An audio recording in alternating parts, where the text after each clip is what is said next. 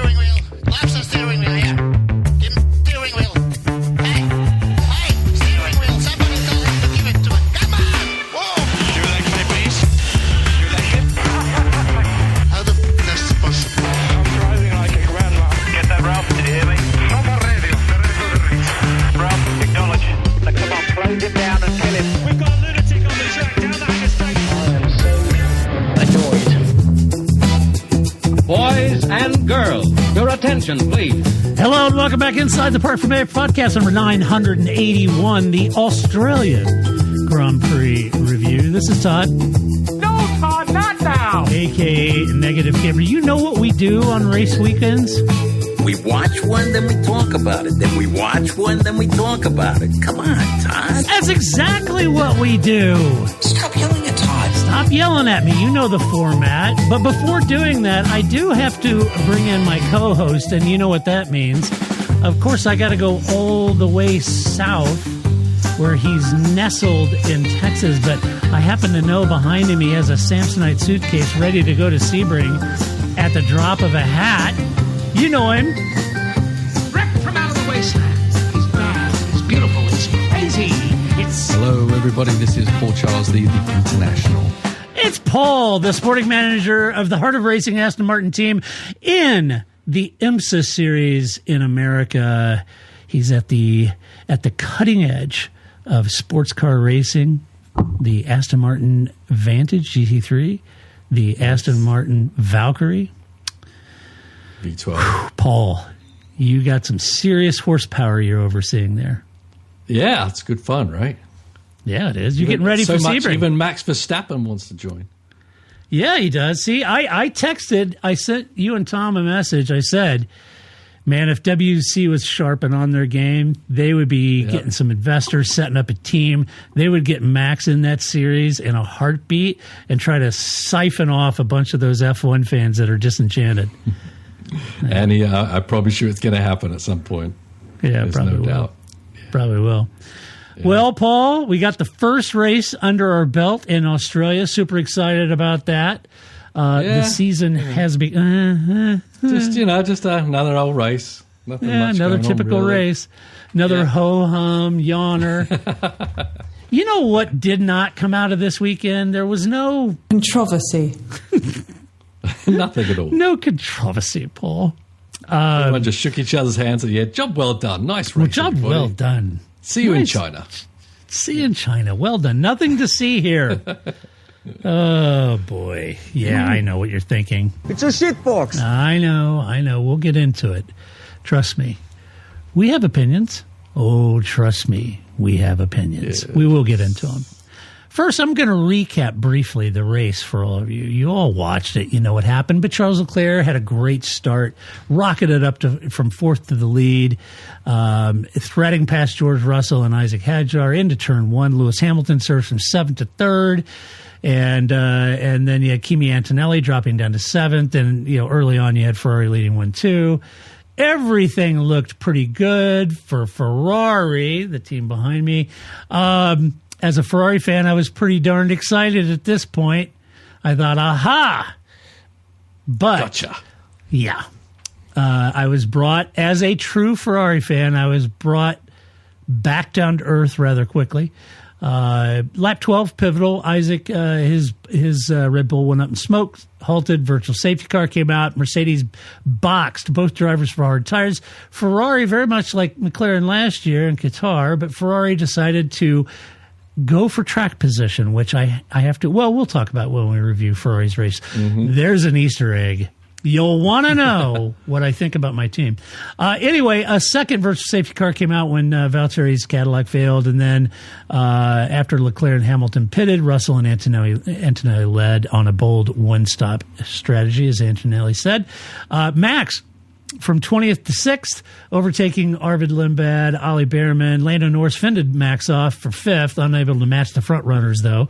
That's where he finished. And then the rookie, Lindblad, really shone with 8th on debut for Racing Bulls. A great run for Gabriel Bortoleto. Grabbed 9th in Audi's Works debut. Fantastic result. And Pierre Gasly claiming the final point in Alpine, which I thought was really good despite contact with Esteban.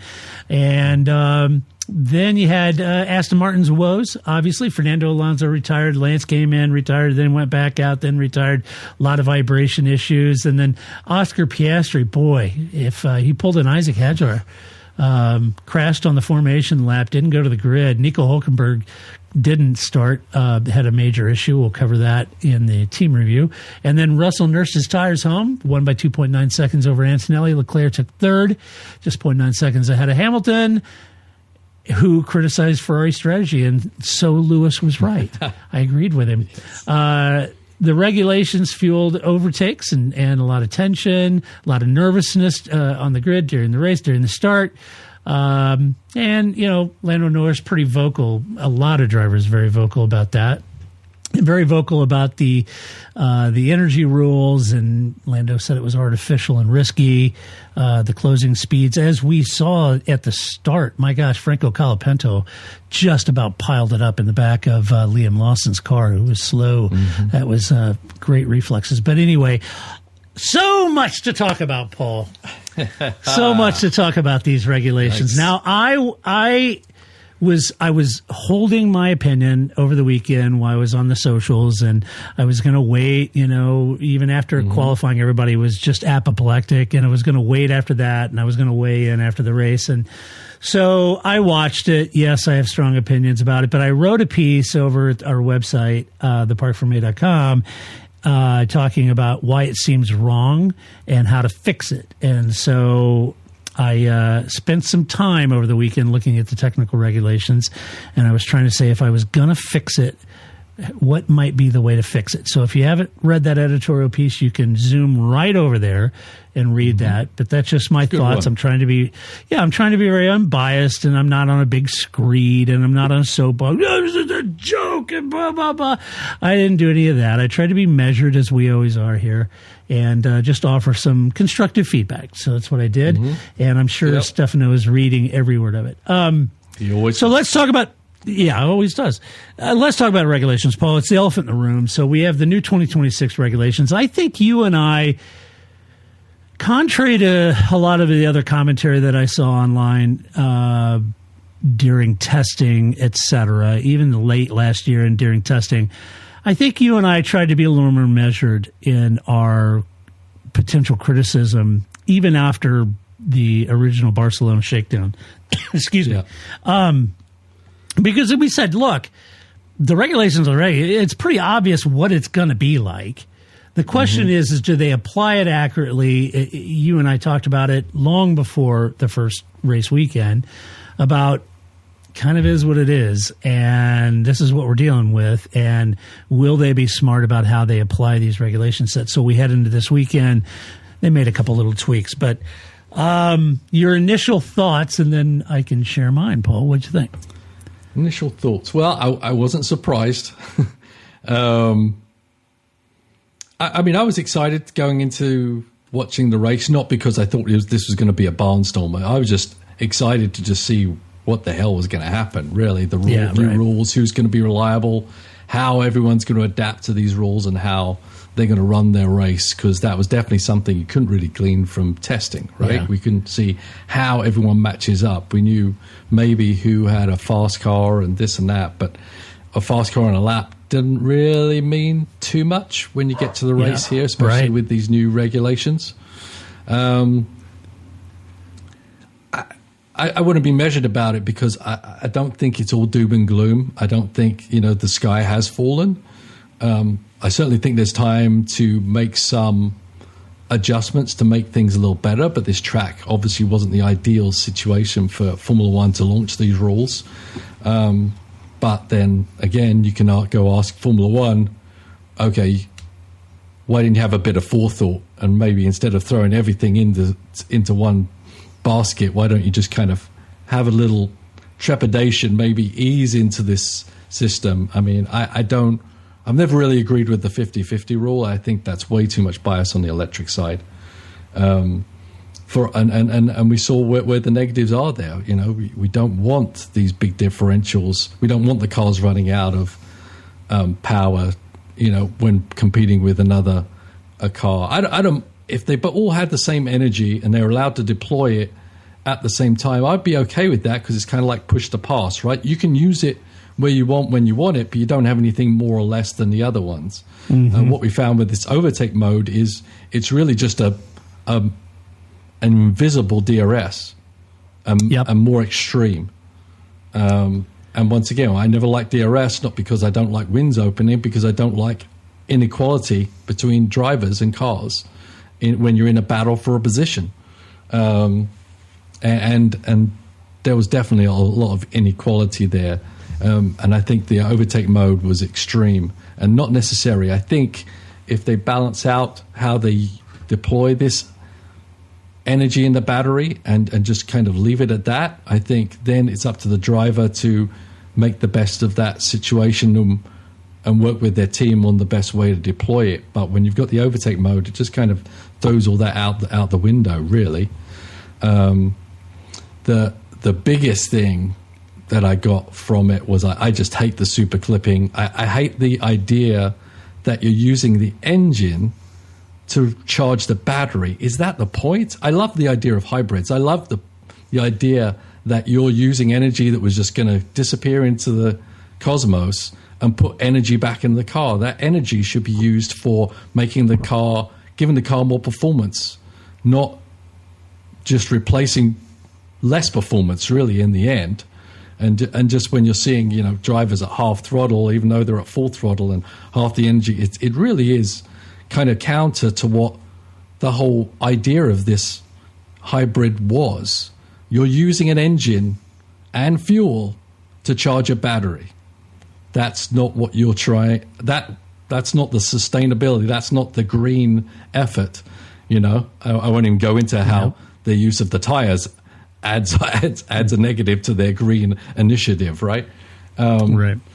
So, yeah. I to that point, Paul, was anyone talking this entire weekend about the cutting edge, very expensive biofuels, sustainable fuels that we're using? Nobody was talking about that. Not a word, not a peep.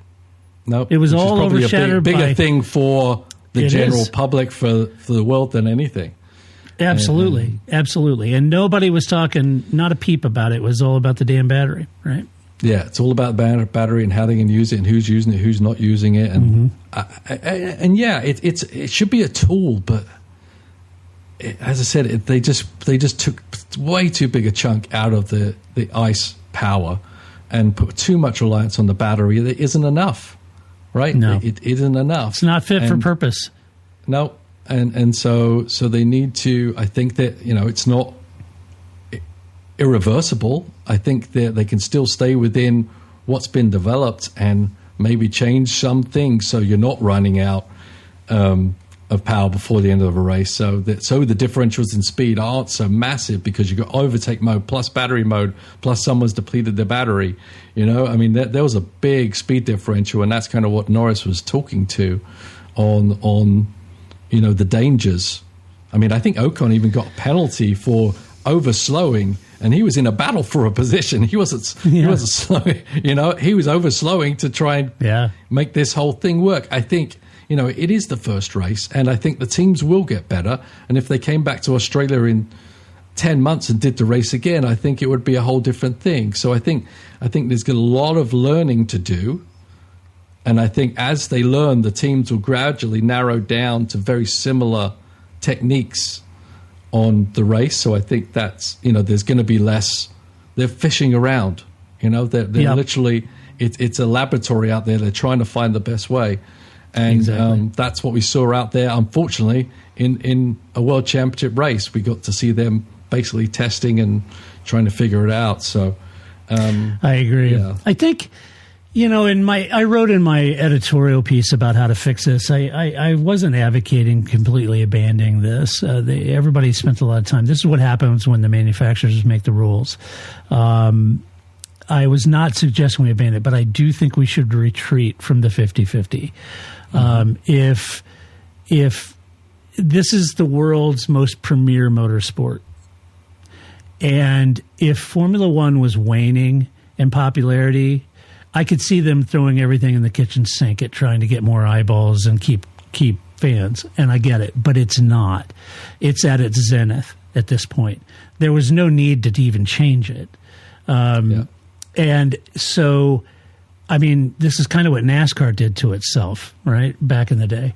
And they lost tons of loyal fans, all for the pursuit of the casual. And so they felt that impact. You personally, Paul, know a lot of folks in the NASCAR world, and you know what they've gone through in the last 15, 20 years, and the damage that was done.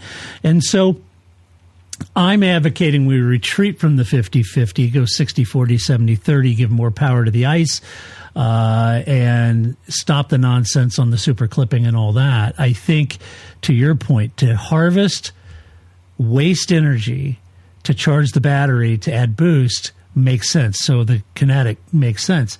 The other side of that, like you were saying, the overtake mode and the boost, it negates the advantage of a genius like Adrian Newey, who nailed the aerodynamic intricacy of their car to be able to run faster, by saying it doesn't matter what Adrian Newey designs, because I'm gonna rock up in a Cadillac or a Dallara chassis that's nowhere near that, but I got overtake and boost. I'm gonna fly right by Adrian's car, And it's like, in any other world that wouldn't be possible, right? Cars race cars of like performance. The idea that any given Sunday any one of the 22 cars can win the race is strictly BS. That isn't how the sport has ever or will ever work. So trying to negate aero advantages through, the overtake mode and boost and all that, trying to, placate the manufacturers by saying it's 50-50. I mean, we're teetering on Formula E territory now, and it definitely seems don't want to be there. Definitely don't. And you say, well, why have all this in Formula One? Just go watch Formula E. Well, why? Because nobody's watching Formula E. And if they're not watching electric racing in Formula E, then they want to, even some of these manufacturers dip their toe in Formula E, spend a lot of money in Formula E, and have pulled out because there's not a demand. There's not a ton of viewers. And so they go, okay, well, let's go make Formula One more electric. Well, how good of an idea is that, right? I mean, this almost seems like, I don't know. It just seems like wanton, damage to your own sport. But yeah, from my point, I think I'm like you. I don't want to overreact. We got what we got. It is what it is. I would just like the FIA and F1 to take a very sensible look. I saw someone post something on social media and said, at the Australian Grand Prix, there was 123 passes, and last year there was only 45. And then they said I had guffaw. They were like, and a bunch of people were worried there'd be no passing. No, I was worried that there was going to be 120 passes. That's exactly what I was worried about, right? That's nonsense. You went to a basketball game instead. Yeah, exactly. This is, it's not Formula One in its pure sense.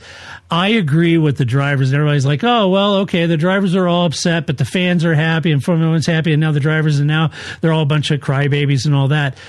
I think you're overestimating how excited the fans are about this in that statement. I don't think they are. The casual fan may not care one way or another, but I think anyone that's invested any time in any gray matter in Formula One is going to be very perplexed by what we're seeing.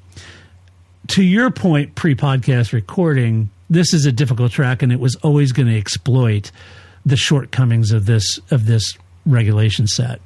And my expectation would be that they would take a step back and sort of start tweaking the model. I think if you could get the platform where different tracks that the battery could handle it without super clipping, great. It's 50-50. But other tracks, it's 60-40, 30, 70-30. and really start pushing the ice, the biofuels. I think sustainable fuels is a big storyline that they should be talking about. They're not. Also, Paul, I think it's worth mentioning. I hope I'm not stepping on your toes, but you know people. I mean, what you shared with me the other day, I thought was an important factor that I haven't heard a lot of people talking about either, is that the operating windows of this year's tires is much wider. Right. Now, we did see graining, but that means that it's interesting. Imagine if it was 70% ice, 30% curves, adding power for a simple boost. That would be interesting because the contact patches are narrower. The operating temps are wider. The cars are a little more on the nose. They're a little more nimble. They're lighter. I think that actually could be a lot of fun. Yeah, no, I mean, there's potential in it. I mean, I think, as I said, the operating window, I think all that came about because Pirelli, we've always said, Pirelli don't make a bad tire. They're just told to make a bad tire. They would, and so as a construct, with the new rules, they were a little worried. These cars are going slow. They're going fast. They're going half speed through a corner because they're trying to send all the energy. The operating, keeping that very fine line of the operating window is nearly impossible at that point.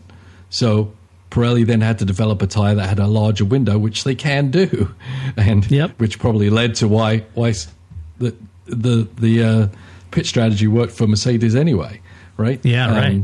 More durable, wider window, all that kind of good stuff. And exactly. So, yeah, I mean, I agree that let's use that opportunity for the better tire now.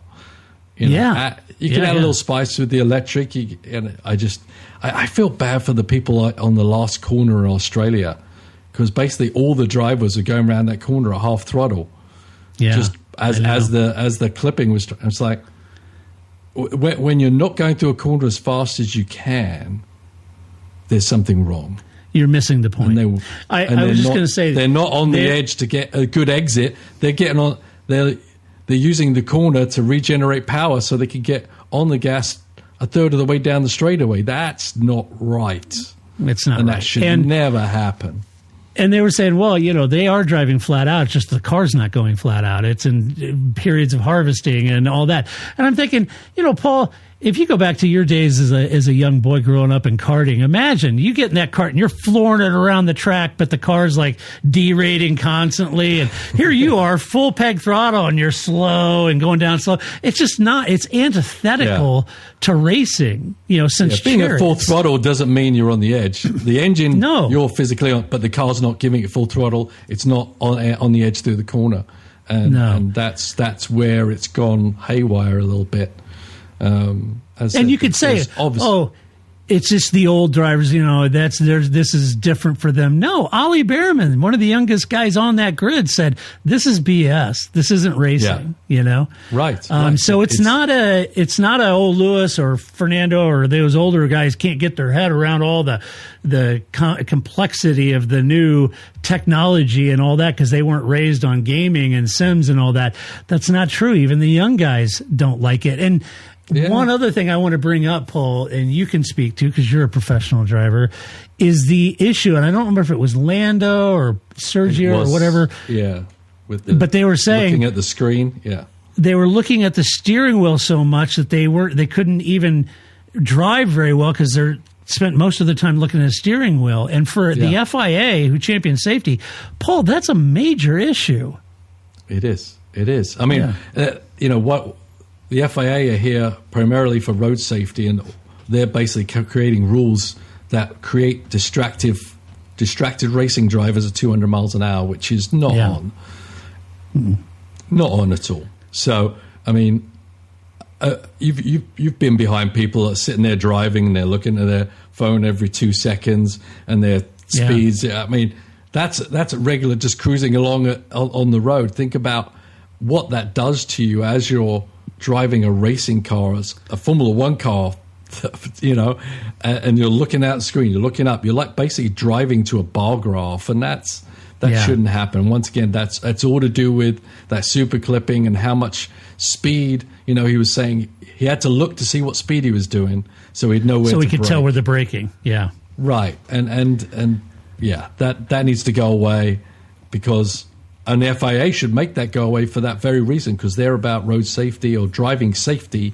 Yeah. And they're causing it was bad enough already when they were making all these different adjustments to the car with diffs and all that kind of stuff. Bias and mapping. But that's another thing when you're literally just dipping your head, every 2 seconds as you're going down the straight. That's going to cause a very big issue. Yeah, I think so too. As presented, very unhappy with it. This is, to me, is the pinnacle of motorsport, and it should remain that. This is, the gamification of racing, I'm not interested in. Racing is a for real sport. It's not a sim. It's not a PlayStation.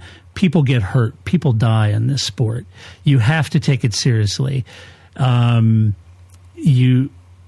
Distracting drivers, going through all these different menus, trying to figure out, along these you're bouncing and all that stuff, and you're trying to read a bar graph on where the energy and trying to adjust. I used to brake at 50 meters. Now I got to do it at 70. And, oh no, now I can do it at 50. And it gets too complicated to be safe, if I'm honest. And so for my money, I'm not suggesting we abandon the whole thing. You could just bring back last year's car, but I'm saying we need to retreat from the 50-50, increase the output of the ICE, rely on the ICE. The energy is there as a boost, as an aid, and, talk about the sustainable fuels we're using. The energy, harvest off kinetic harvest, get rid of the super clipping, and come up with some creative, boost application, because the overtake mode thing is already neutering a lot of the aero advantages these teams have gained through incredible gray matter and time and design. And the advantage that a driver can earn by being a better driver. Exactly. Right? I can be a much worse driver, but if I've got an extra 200 horsepower, pass is pretty easy. Exactly. So no, exactly what happened is what some people are all excited that there's 120 passes, and that was my fear. Right. But are they sporting passes, or they just changes of position, which is what my fight with that DRS was the whole time. So the whole time as a construct, it wasn't sporting passes. And I drew the parallel. There's 1,000 passes in NASCAR. The only ones that mean a damn thing are the sporting passes in the last 5 laps. Right. And Formula One has always been that way.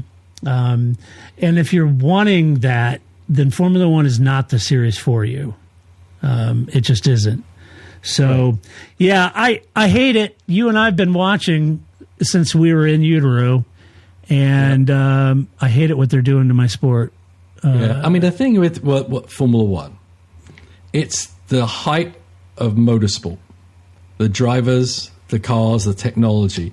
It's not necessarily going to be the best racing you'll ever see. You could go down the road to, the local racetrack, like where I was racing a couple of weeks ago, and you see a better race. But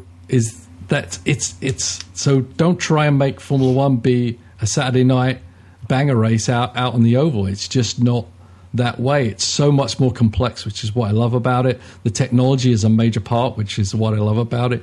But it's don't try and make it everything for just, I know. To that point, Drive to Survive exploded not because everybody was excited that we were going to wholesale turn the entire series upside down with a 50-50 battery split and that there was going to be 120 passes. You got it right with DTS because it was right place, right time during COVID, etc. What did people fall in love with Formula One for via DTS? It wasn't they fell in love with it because of the battery in the back of the car. They fell in love with it because of the people, the storylines, the sport, the collisions.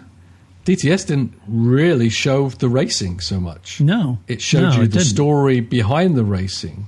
Yep. Right? And you and I, when we were little, when I was younger, you know, being British, you had the opportunity just to hop down to the newsstand and grab a fresh copy of Autosport for that week, you know, and see what the cars did at Brands Hatch that weekend and all that. I had to spend $300 and some odd to get those mailed, and they were always 2 weeks late.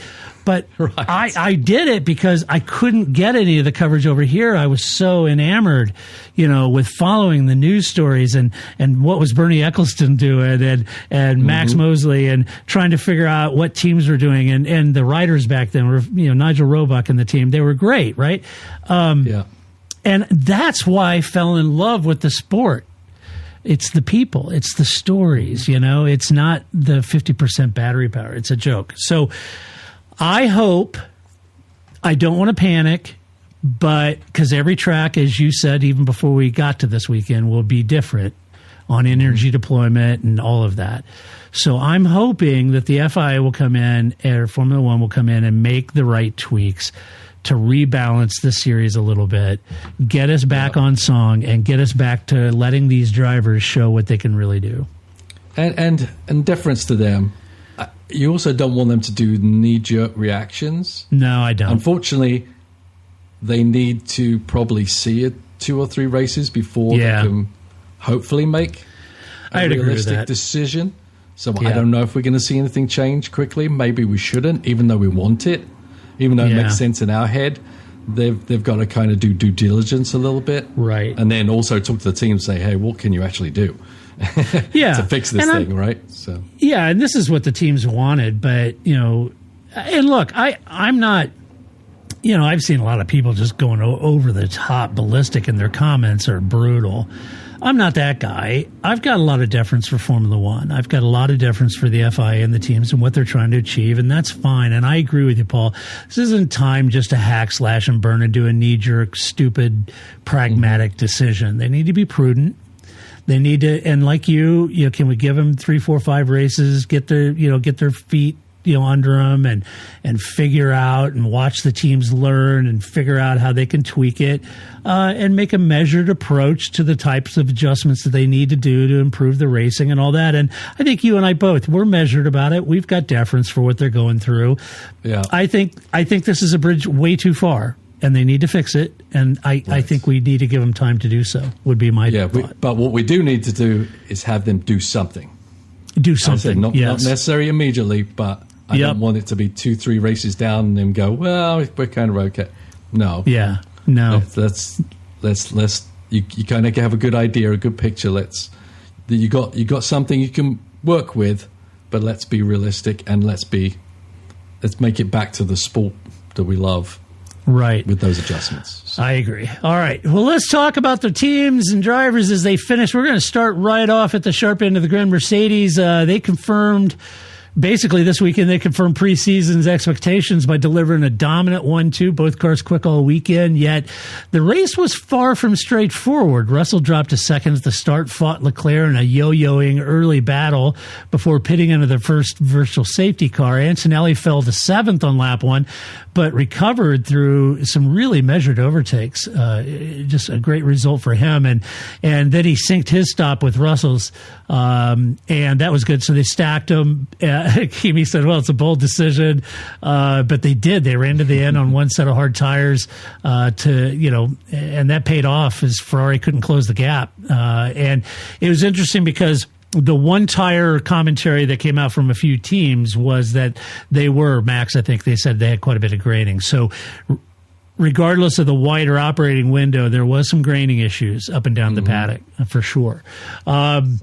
George Russell, start with him, Paul, struggled off the line after his battery was unexpected depleted, losing the lead to Leclerc, reclaimed it on lap 2, repeatedly swapped positions with the Ferrari during a hectic 10-lap battle, which was just nonsense. But he pitted under the Hadjar virtual safety car and then managed the hard tires as he's wont to do. He's very good at that.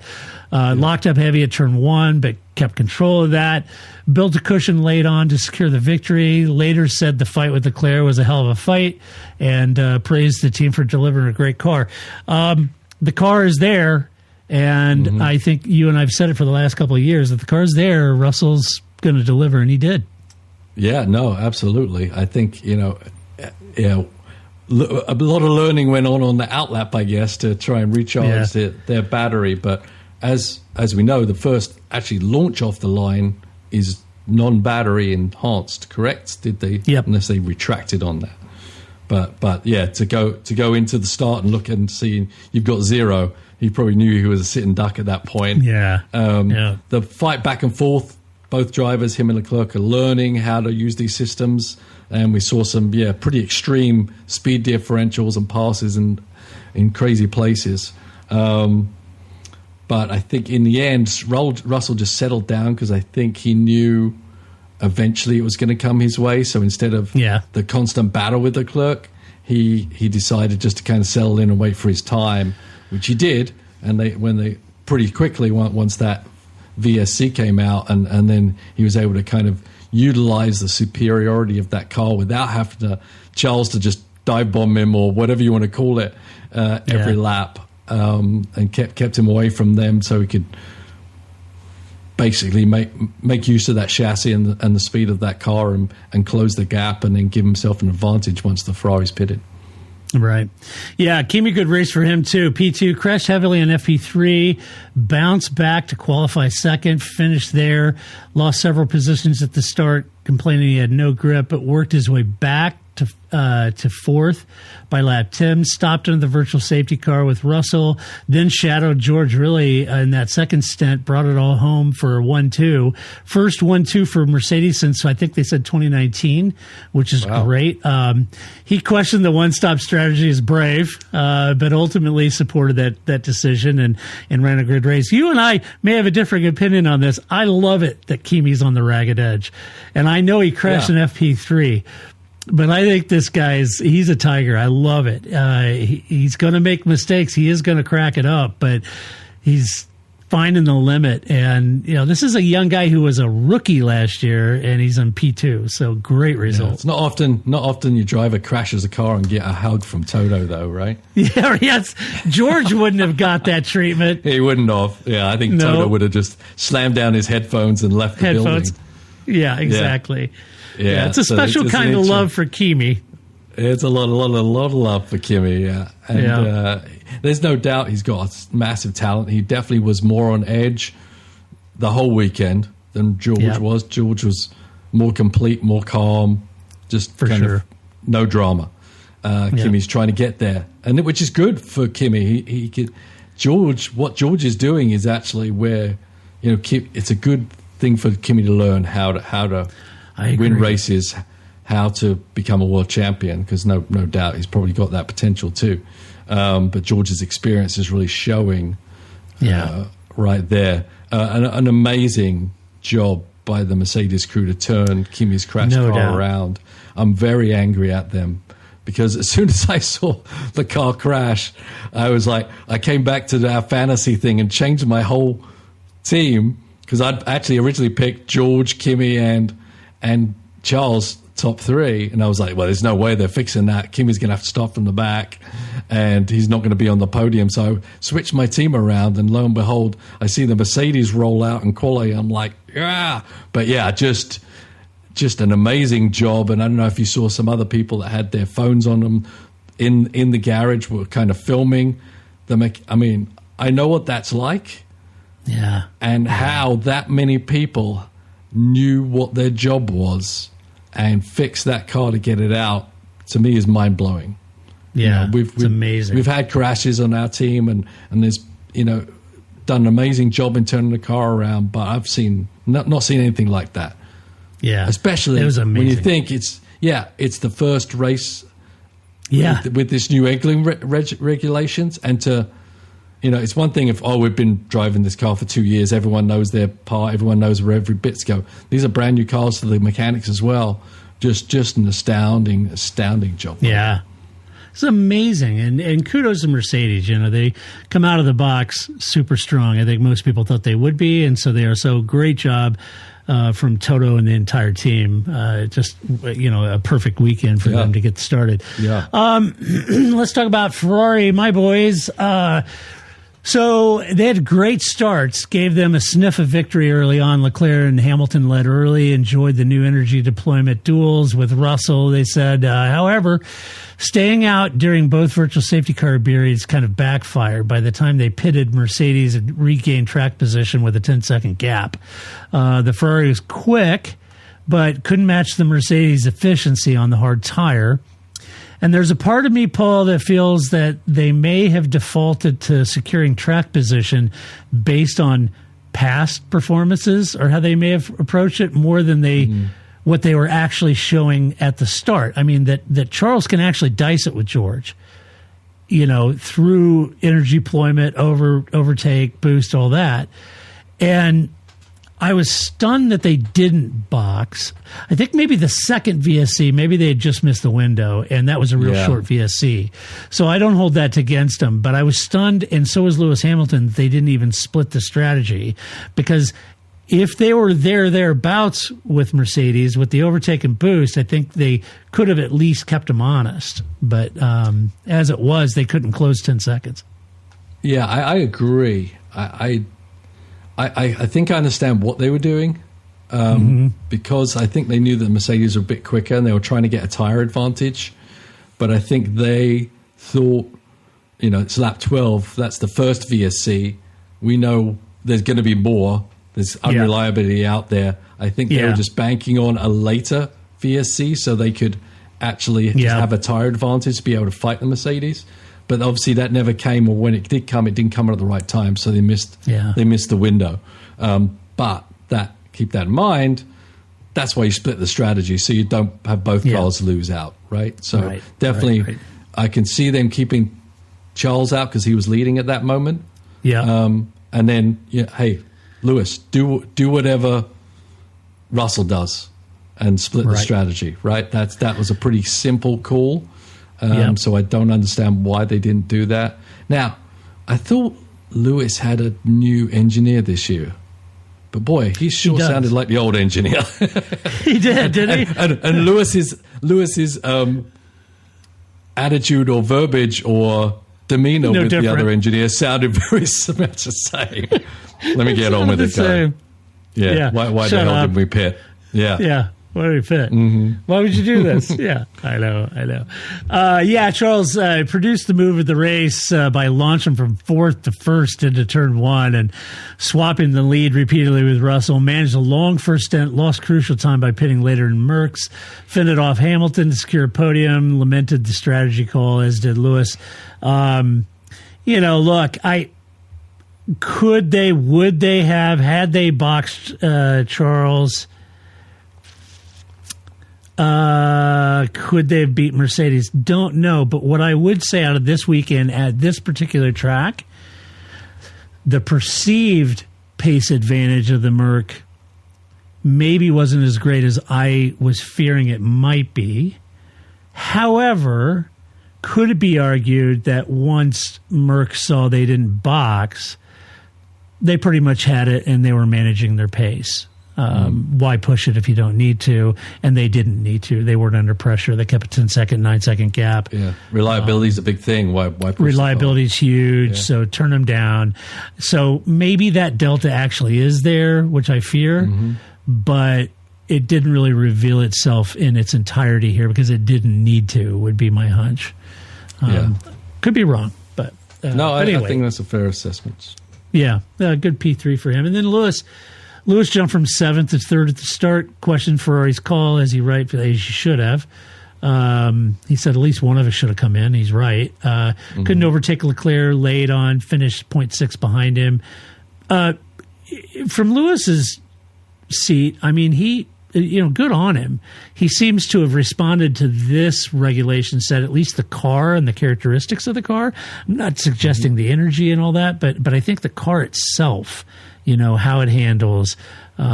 Notice, Paul, during the Friday sessions and stuff, Ferrari go into that corner, they have a little bit of snap coming out of those corners. They'd catch it. Charles would do the same. Meaning the car's a little loose. He likes it, to be able to hustle it. Whereas Mercedes looked a little more planted through the apex. You'd see Lewis kind of catch the back end. Not huge. He wasn't seesawing, but, he'd catch it. And so I think it's a good sign for Lewis that he's P4. Yeah, no, I would agree. I think, he's obviously pretty close to Charles in the fight at the beginning and then obviously close to him at the end. So I think it's game on for Lewis, certainly a lot more positive than how it began last year. So, I don't. And we know, Paul, a happy Lewis is a much faster Lewis. That's right. Yeah, and if it's a car he enjoys driving, as you say, maybe it's a little edgy, but if it's something they can grab by the scruff of the neck and wheel through the corner, then that's going to enhance. The better drivers are going to do better. Yeah, and right. Lewis is obviously one of them. Yeah, for sure. Let's talk about Grace's team. McLaren, reigning world champs, had a mixed weekend. Lando Norris qualified sixth, complained that the new rules made racing artificial and dangerous. Oscar Piastri crashed on the way to the grid and didn't start the race, so really not much to talk about. Let me get Oscar out of the way because there's not much, but certainly the hometown hero, the whole fans were there, but he clipped the curb on his outlap, spun into the barrier, damaged suspension beyond repair. He was out, heartbroken, obviously, but he apologized to the fans, accepted blame. But apparently, to me, I was watching a lot of onboards and seeing the revs and all that, and apparently he had a torque spike that caught him off guard, and when he tried to shift out of it to negate that torque spike, then he got wheel spin. As he shifted, he was on the curb, spun him around. But it was unfortunate because I think maybe Oscar, having a McLaren 1-2 attack would have fared better for him, clearly. But with the energy, hometown crowd, all that, I think Oscar would have done well here. Yeah, it was pretty brutal. I didn't hear about that little nuance that he actually got the spike before he shifted. It would make more sense if he got the spike because he shifted on the curb. But I don't know that. I didn't see the replay or anything. Either way, it was it his mistake? Probably. But also another little gremlin of the rules, and that the team are going to have to learn these things. Yep. He wasn't watching the steering wheel close enough. So I'm sure it was an anomaly with the car, and you don't. And as I've learned as we develop the Valkyrie sports car, is sometimes things happen that have never happened before because you've never been in that situation before. And then you can fix it post that, but unfortunately this moment sent him in the wall. But these things probably happen all the time during the weekend, and the teams are constantly trying to fix and massage the car's electronics to all these little anomalies that happen on every track that's going to be different from race to race to race. Yeah, right. Right, it will. Lando, clean start, briefly ran fourth, stuck behind Lindblad after the VSC, made 2 stops. He was pretty much worried that the one stop was not on, not with those tires, and he held off for stopping for fifth. Later, criticized the rules, said, we need to do better. I mean, he wasn't totally disappointed in P5, but felt that it's obvious they have a lot of ground to make up. So. Yeah, I think he changed the tires because he knew the threat was coming from Max behind. He was on a whole different race than the Mercedes were. For sure, so, that's a great point. Him keeping the tires under him wasn't really going to help him any because Max would change the tires and then attack. So that's a countered great point. The attack of Max. Yeah. Yeah. Speaking of Red Bull, really not a weekend to forget for them. Verstappen's qualifying crash left him last on the grid. Hadjar's retirement triggered the virtual safety car. Car just lacked Mercedes-like efficiency all around, but Max did a Max, right? Started 20th, used an aggressive 2-stop strategy to climb through the field, had a lot of great passes, passed Lindblad and Behrman, among others, many others, and pressured Norris but couldn't get by. Described the race as damage limitation, and like Norris, very critical of the new regulations, was our Max. Yeah, it was a great drive from the back there, and obviously that crash in the qualifying, right? Mm-hmm. Was it qualifying that happened? Yeah, very, very similar to what happened to Oscar, really, whereas the rear end just kind of snapped around on him for whatever reason. Locked up. And there was nothing, certainly wasn't a driver mistake. I didn't even see the tires lock up. That was why it was weird. It seemed like the bias was just really crazy, but either way, once again, one of these moments that you can fix as a team after the event occurs, but until you've seen that event occur, you can't kind of understand that it was going to come. So I'm sure they've kind of a case of you don't know what you don't know. You don't know what you don't know. Yeah. True. Isaac qualified a fantastic third. Lost a few spots at the start. Retired on lap 11. Smoke coming out of the engine. Game over. Causing the virtual safety car. A lot of people saying, "Oh my gosh, he's on par with Max and all that." I think we need to be realistic here and he set a great baseline for sure, and shown that he may be much closer to Max than many previous drivers. And I think that's awesome for Isaac. I do. But I think it's worth considering that this year's car is nothing like the car of last year or the last 3 or 4 years, right? So not to take anything away from Isaac, but we just need to be realistic about this is a whole different car, whole different regulations. We'll see over time if he's right there with Max, if he's faster than Max, or he hangs with Max as they start developing that car over time. That'll be a more of a telltale sign, I think. But I'm just saying that because you don't want to put too much pressure on this guy. It does make sense. Historically, Perez wasn't that far behind Max. No, at the beginning, just the development caused a chasm, and with those older last development cars, and then no one was ever able to hang with Max. But it is great for Red Bull to know that Isaac can get the job done, not just compared to Max, but he can put it third on the grid, right? Yeah. It's not all about comparing to Max. There's no doubt. No. Max is a phenomenal driver, and I don't think he feels under threat, but Red Bull need a Hadjar to be of that level to fight for championships again. Yeah, and that's the point. He was. He was there. And had that not blown up, he was well on into the points, which is more than you can say from what Yuki was doing or Lawson. I would say that those are uniquely different cars that were heavily designed and developed the way that Max exactly likes them. But we'll see. It's all thumbs up for me for Isaac. I want to be realistic about that. Let's see. Haas delivered strong points, all good on them. Ollie Behrman, showed really well. Esteban Ocon, more of a scrappy afternoon. Behrman qualified around the midfield, but ran as high as 5th early on. Fought Lindblad. Great racing between those two. That was fun to watch. Very entertaining duel, and then ultimately finished 7th. I think that's his best F1 result. If I'm off, don't beat me up on that. Better, yeah. Has he done a little better, like 6th or 5th? I believe so. Yeah, okay. All right, wasn't sure. But so anyway, like Norris and Verstappen, though, very critical of the regulations and the gamification. Was not a fan of it at all. But a great race. Like Isaac, like Lindblad showed us, like Bortoletto, I think Ollie Behrman is just doing a fantastic job. We saw him really come on song late last year.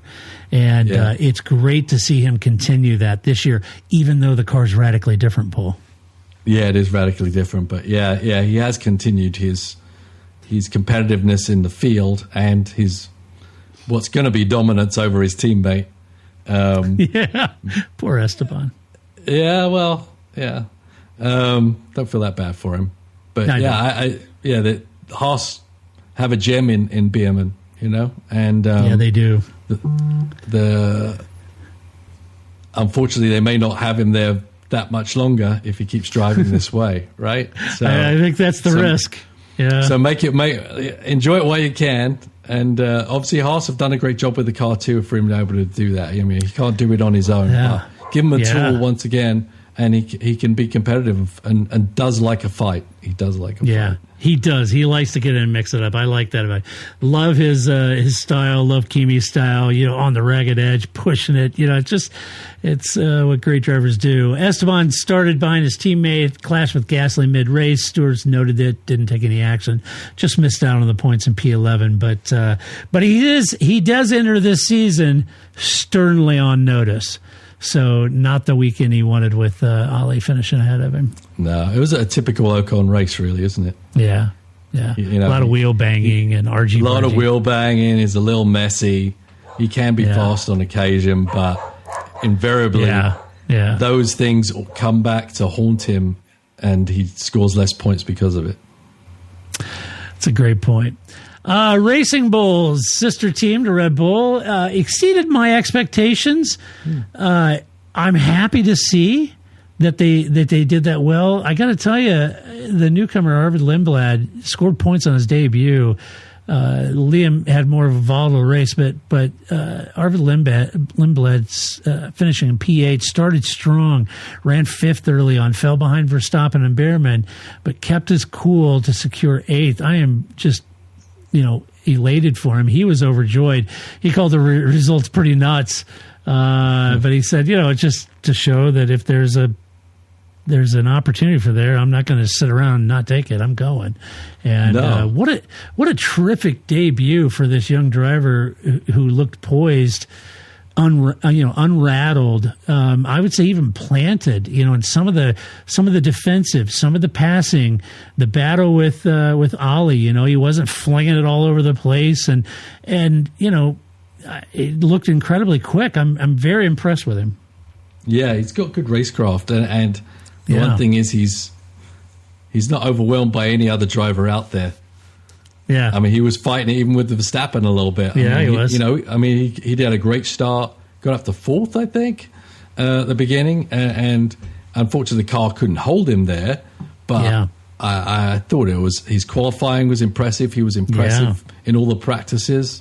It wasn't an anomaly. It wasn't a fluke. He's there to fight everybody, and he's got the skills. I mean, pretty good racecraft, as I said, pretty measured, pretty good head on his shoulders in how to use, even though he's maybe not enjoying the rules as it is, but it seemed like it wasn't above him mentally to use them in order for him to race other people well. Right. Very complicated coming from a junior series into this technical regulation set, right? Right. And he did it with aplomb. He kind of very kind of Oscar-esque, when Oscar, not personality-wise, he's more effusive than Oscar is, clearly. But I mean, just how he managed this weekend, how measured he was, his passing, his defense, his qualifying, his racecraft, and all. Kind of reminded me kind of how Oscar showed up, Yeah, honestly, it reminded me of like Vettel. Yeah. That's probably a better analogy. Yeah, I like that better. Teammate Leon Lawson battle. It's just whenever he gets in the same zip code as Sergio Perez, you just can't avoid him. Those two just can't. He was in a battle with. I know he was a battle with Perez and Albon, and didn't get any penalty for wheel banging with Sergio, but he had a tough start, very tough start. That was always going to basically put paid to his entire race. I didn't read in detail what happened, but then he went backwards at the start. I think he was in last place by the time he got to turn one. I don't know what happened at the start, but he was back there, and he really shouldn't have been fighting with those people, as we saw what Lindblad was, how competitive he was. But I think that start just killed him, and I don't know what happened to him, but he was definitely all the way at the back going into turn one. Yeah, I haven't read. I mean, if some sort of energy, didn't have any energy or whatever, I don't blame Liam for that. If there was some sort of battery issue, that's the car. But certainly put him on the back foot for the rest of the afternoon. Here's a great success story. I gotta be honest with you. You and I, Paul. Yes. You used to work intimately with Audi, and I've owned several Audis, and you and I happen to be Audi fans. We just are. Yep. And have been for a long time. I am so excited about their race this weekend. Not excited with Nico's DNF that he suffered pre-race with the electrical thing, and he didn't start, but super excited for a works debut in the hands of Gabriel Bortoleto. Just the outright pace, reliability, everything. Gabby stayed out of trouble, executed a one-stop strategy, claimed 2 points. His result made Audi's maiden outing a complete success. And I'm so happy because there's so many question marks around Audi and, with a brand new engine. But I read somewhere that it happens to be the same team that built this, or many members of the team that built this engine were the ones that built the diesel for WEC and Le Mans that dominated. Goodness. And my friend, know firsthand what that's like. Yeah, that was amazing, right? Yeah. Oh, that's good to hear. I mean, I'm glad they kept all those people, which was probably very difficult to keep those people in line when they didn't really have big programs going on. Audi haven't really been racing sports cars for a while, just GT3 cars and stuff like that. So, that makes me even happier, honestly. That, me too. The DNA has continued from that group. So, no wonder the engine was good and reliable. Right. Yeah. No, that's what it was. I mean, it's steady. Bortoleto, he did a great job in the battles that he had, and he just fought his way through. And the car was just it ran great, and it did. Keep in mind, they're in the same situation as Aston Martin, where they're just a single team with a single engine. There's no other teams or putting miles on these engines in testing or anything like that. So they've come to the table very similar to how the Aston Martin did, and to score the points that they did was super impressive. Yeah, they have an advantage because this is really Sauber and it's been around for decades. Men and women in Hinwil know what they're doing, and they know how to do. We're under-resourced for years. But they know what they're doing. But I will say, I don't want to overplay this, but watch this team. Because if it is Audi's geniuses that built the diesel that absolutely dominated Le Mans, they know what they're doing, right? And this is a team that, not this year, not next year, but this is a team to watch as a real legit title contender. So watch this space. Yeah, just look what they did in sports cars. If you go all the way back to the cars they brought out initially, and then they fine-tuned them. And I think I said on the preseason, they're not coming out there to try and make a quick splash. They've got a big picture ahead of them, and they're just going to come at it methodically. And kudos to them for being able to score points with that method right off the bat. So yes, definitely watch this space, because they're only going to kind of get better, aren't they? I think they will. Yeah, watch that. Alpine. Alpine's race was eventful. Pierre Gasly finished 10th, collided with Ocon. Franco Colapinto incurred a penalty for a starting infringement. But let's start with Pierre. Ran outside the points early on, but overtook Ocon after their contact and held on for the final point. A lot of defensive driving from Pierre there. That was kind of fun to watch, especially with the boost on for Ocon. I thought that was kind of funny watching them go back and forth. No love lost between those two. No. And that was fun. A bit redemptive, Paul. I know I overplayed my hand in preseason because I was saying in testing the Alpines look really good and they got a Mercedes engine, and I'm expecting them to move from the back of the grid to fight for best of the rest. And I overplayed my hand. I get it. But they did score a point. Yes, there was a lot of attrition. I just hope they can turn this thing around. Yeah, it's a surprise that they were struggling with that. Yeah. We didn't know till we got there who's really got the pace, and it didn't seem like they were that far off, but it seemed like a typical Alpine weekend, unfortunately. I know. Yeah, they scrapped for points. But I know. They don't have the excuse of the engine anymore. So I know. It's all on them. Yeah, nowhere to hide. It's on them. Yeah. Franco got that penalty, ran last, finished 2 laps down. But wow, what reflexes at the start, huh? Yeah, it's scary. Wow. That was scary. I have flashbacks, I'm sure you do, from back in the 70s when the guys are holding their arm up because they're stalled in the grid and the cars come up behind them and crash into them. Yeah, we've seen people die. Seen people die from that. Yeah. Yes. Yeah. Man. So, it's brutal. So good that he did that, because that would have been just horrendous. Yeah, that would have been terrible. So great job, Franco. Just great reflexes.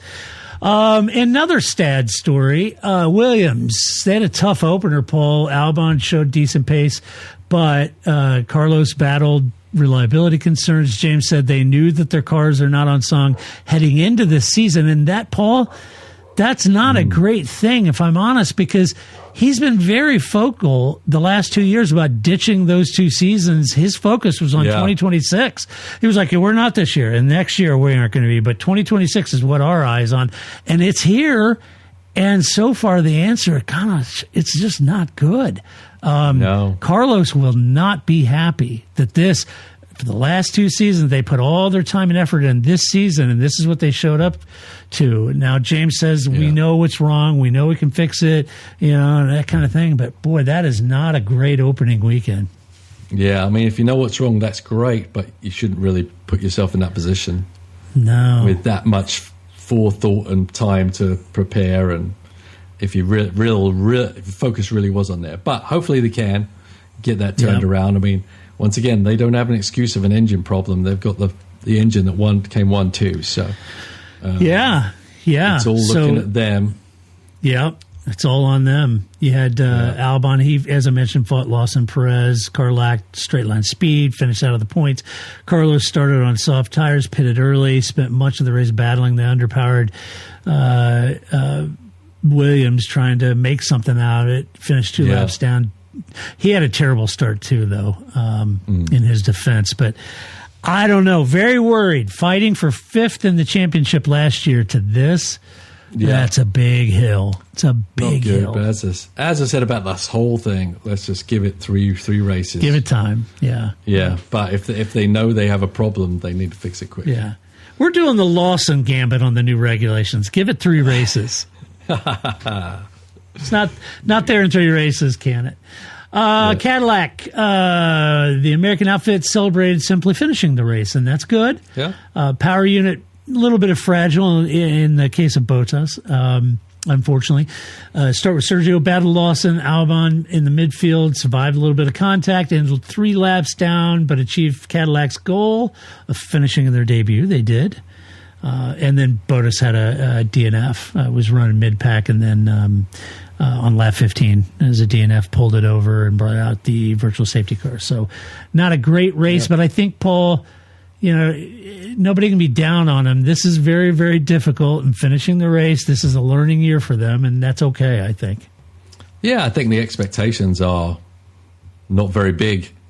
I think they've right-sized those, right? Yeah, absolutely. Yeah. Don't coming into Formula One, the most difficult motorsport to be in, and think you can just kind of start running mid-pack would be silly. But decent enough, and finishing the race is very valuable. And it's just bigger things to come. It's just going to take a while. That's all. Yep.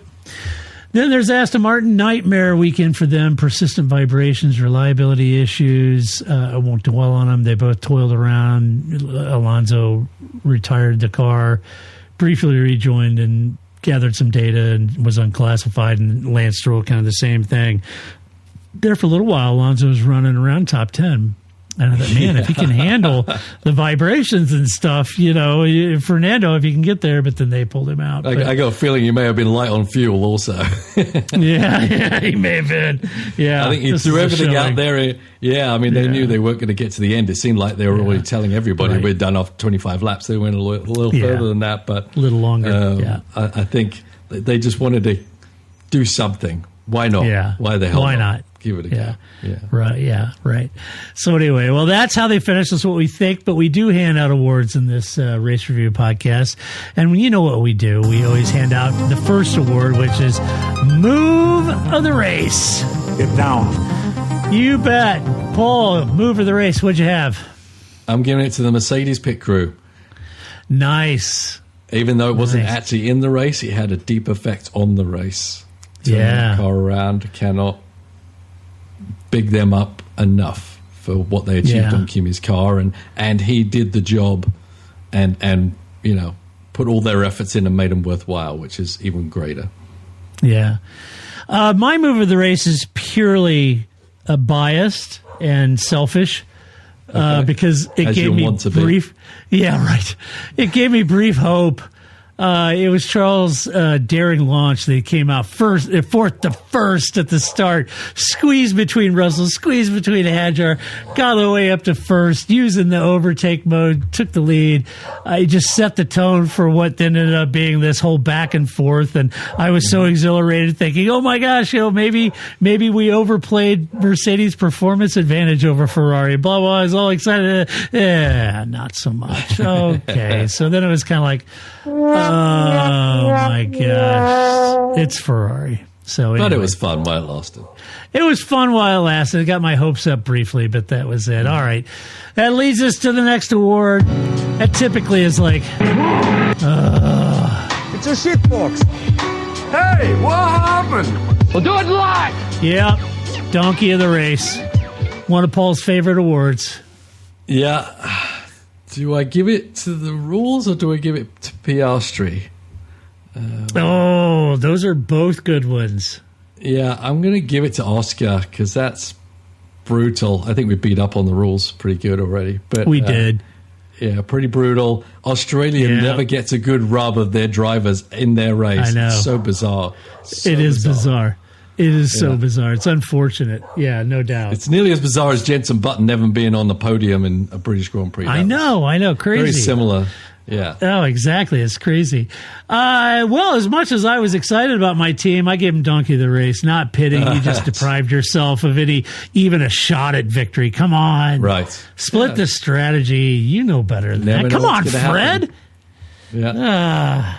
That was bad. All right. Well, then the final award. Oh, yeah. Get in there, Lewis. Get down. You like my pace? You like it? Not so much, Sergio, but that's all right. Give it time. Cadillac could be better. All right. Drive the race, Paul. What'd you have? I'm giving it to Lindblad. I thought that was quite the debut. I really enjoyed watching him. It's exciting. Very nice. Yeah, I got honorable mentions to Lindblad scoring points on debut. George Russell pulling off the one stop. Easily give it to George. I'm going to go with Max. Starting in this spec car, starting dead last, finishing all the way up in the points in 6. Pretty damned impressive. Pretty impressive, for sure. Very impressive. You may hate the guy. I don't know, but he's incredible. He is incredible. It's like you nearly get used to his impressive drives. That you say, oh, well, it's just Max, but he's just a human against the other humans. You know, he does extraordinary things. He does some amazing things. So anyway, all right. Well, that's what we think about the race. You let us know what you think. You can do that at theparkforme.com. Share your opinion, of course. If you like this podcast, go and give us a good rating on your favorite podcast player. Share it on social media. Spread it with friends. Spread the word. Yeah. You know, why not? We're not out here arm waving and being wacky and being, controversial and saying really crazy things. We at least try to be measured in our review. A podcast poll for the adults. So there you go. I hope. Yeah, I hope.